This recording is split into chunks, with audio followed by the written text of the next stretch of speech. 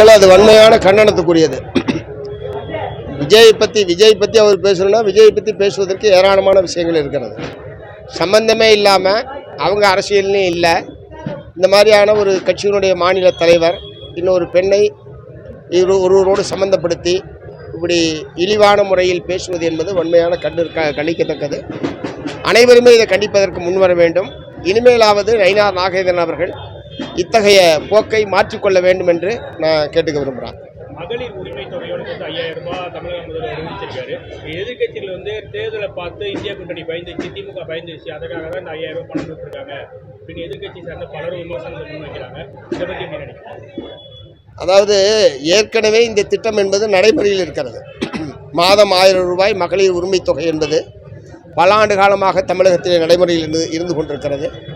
அந்த ஏற்கனவே புதிய பயனாளிகள் யாருக்கு இப்போ அவங்க கொடுக்கல.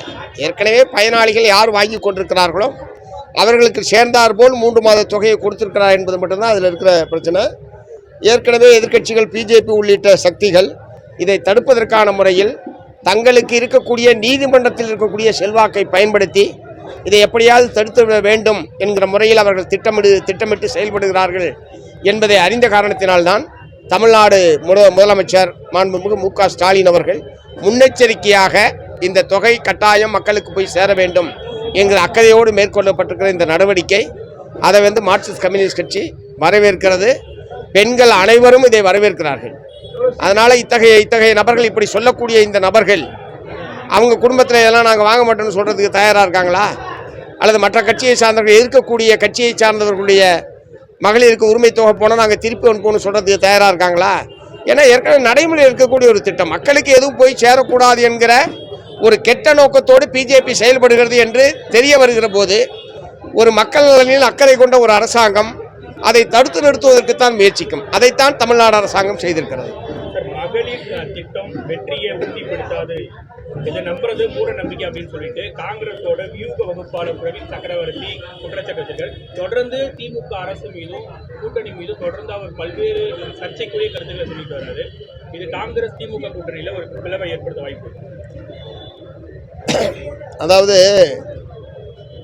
பிளவை ஏற்படுத்தும் நான் நினைக்கல. ஏன்னு சொன்னால் காங்கிரஸ் கட்சியை பொறுத்தவரை அதனுடைய அகில இந்திய தலைவர்கள் ராகுல் காந்தி, சோனியா காந்தி, கார்கே போன்ற அகில இந்திய தலைவர்கள் சொல்கிறது தான் இறுதியான முடிவு.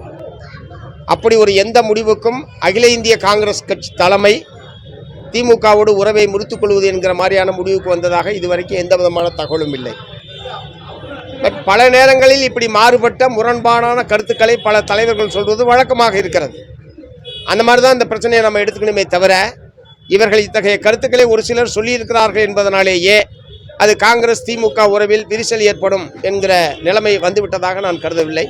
நிச்சயமாக திமுக தலைமையிலான மதச்சார்பற்ற ஜனநாயக முற்போக்கு கூட்டணி வலிமையாக இருக்கிறது. இந்த அணி ஒன்றாக சேர்ந்து 26 சட்டப்பேரவை தேர்தலை சந்திக்கும் என்பதுதான் என்னுடைய கருத்து. அதிமுக யாருக்கும் அடிமை இல்லை, அதிமுக சொந்த காலில் தான் நிற்குது. திமுக உள்ளிட்ட எதிர்கட்சிகள் தான் அதிமுக அடிமை கட்சி, பாஜக அடிமை ஆயிடுச்சு அப்படின்னு சொல்லிட்டு பொய் பிரச்சாரம் செய்து வருவதா பவானியில் நடைபெற்ற இன்றைய கூட்டத்தில் அதிமுக பொதுச் செயலாளர் எடப்பாடி பழனிசாமி பேசியிருக்காரு. சரி, அப்படின்னு சொன்னால் அவங்க கூட்டணி ஆட்சி தான் சொல்கிறாங்கல்ல. கூட்டணி ஆட்சி என்று சொன்னால் நான் கூட்டணியில் இருக்க மாட்டேன்னு சொல்கிறதுக்கு திரு எடப்பாடி அவர்கள் தயாராக இருக்கிறாரா? இவர் தனித்த ஆட்சின்னு சொல்கிறாரா, அவங்க கூட்டணி ஆட்சின்னு சொல்கிறாங்க. இப்படியே மாறி மாறி லாவணி கச்சேரி நடத்திக்கிட்டு இருக்காங்க. இவருடைய கொள்கைக்கு தனித்த ஆட்சி என்பதற்கு நேர் மாறாக ஒரு கருத்தை அந்த கூட்டணியினுடைய இன்னொரு கட்சி சொல்லுகிற போது எப்படி அவர்களோடு இவர்கள் சேர்ந்து பயணிக்கிறார்கள்? முதல்ல அது ஏன் அதை அவர் எதிர்க்கலன்னு சொன்னால் அவருக்கு அதுக்கான தைரியம் இல்லை. பிஜேபி தொடர்ந்து இப்படி பேசிக்கொண்டிருந்தால் நாங்கள் அணியில் தொடர மாட்டோம் என்று சொல்லுவதற்கான தைரியம் திரு எடப்பாடி அவர்களுக்கு இருக்கிறதா என்கிற கேள்வியை நான் எழுப்ப விரும்புகிறேன். வருகின்ற சட்டமன்ற தேர்தலில் திமுக கூட்டணியில் நீங்க இருக்கீங்க, உங்களுக்கு ஏற்கனவே கொடுத்த தொகுதியோட குறைவான தொகுதி, அது இல்லை அதுக்கு கம்மியான தொகுதி கொடுத்தா நீங்க அந்த கூட்டணியில் என்ன முடிவு எடுப்பீங்க? உங்க கூட்டணியுடைய நிலைப்பாடு எப்படி இருக்கும்? ஏன் உங்களுக்கு ஏதாவது ரகசிய தகவல் கிடைச்சிருக்கா? குறைக்க போறாங்கல்ல, இல்ல குறைவான தொகுதி கொடுப்பாங்கன்னு உங்களுக்கு ஏதாவது ரகசிய தகவல் இருக்கான்னு கேட்க விரும்புறேன். அதாவது நாங்கள் கடந்த முறை போட்டியிட்டதை விட கூடுதல் தொகுதியில் போட்டியிட வேண்டும் என்பது எங்கள் கட்சி முடிவு செய்திருக்கிறது. குறிப்பாக இரட்டை இலக்க எண்ணிக்கையில் தொகுதியை பெற வேண்டும் என்பது எங்களுடைய முடிவு.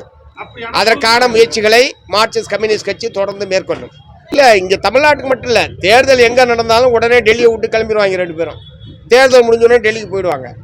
அதுதான் உங்களுடைய வழக்கம். அதே தான் சட்டமன்ற தேர்தல் இங்கே வரப்போகுதுன்றதுனால இனிமேல் அடிக்கடி வந்துக்கிட்டு தான் இருப்பாங்க. அவங்க வர்றதுனால எந்த விதமான பிரயோஜனமும் தமிழ்நாட்டுக்கு கிடையாது. வெட்டி செலவு.